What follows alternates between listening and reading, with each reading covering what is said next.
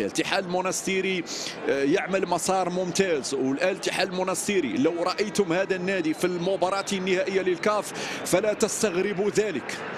تستغربوا ذلك. لكن المؤسف أين هو الإفريقي؟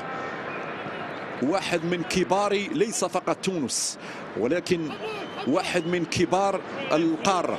نتكلم عن التاريخ ونتكلم عن العراقة ونتكلم عن النجوم التي لعبت في هذا النادي العظيم، هذا الكيان العظيم الإفريقي.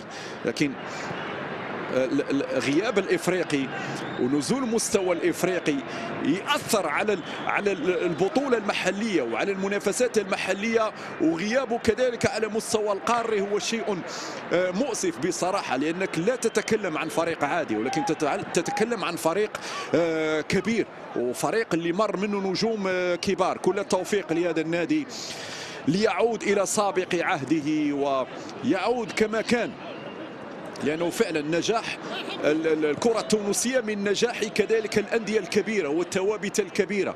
لما نقول التوابت الكبيرة، الترجي، الإفريقي، النجم الساحلي، صفاقسي، يعني صفاقسي بين الفينة والأخرى، وصفاقسي دائما حاضر، لكن الإفريقي هو التساؤل الكبير. هنا الكرة